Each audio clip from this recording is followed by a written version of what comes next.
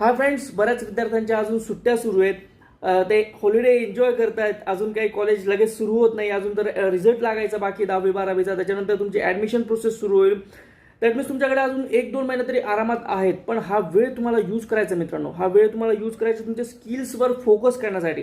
Because हाच time आहे की तुम्ही जास्तीत जास्त वेळ तुमच्या स्वतःसाठी देऊ शकता. प्रत्येक व्हिडिओत मी सांगतो की तुम्ही एक्सरसाइजवर फोकस करा. जर सपोज तुम्ही तुमची एक्सरसाइज करत असाल चांगल्या प्रकारे तर वेल and good.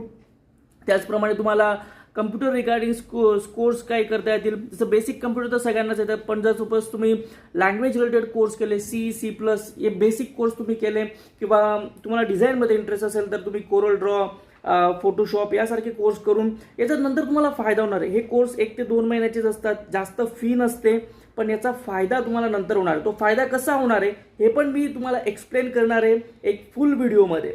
But think on it and do it.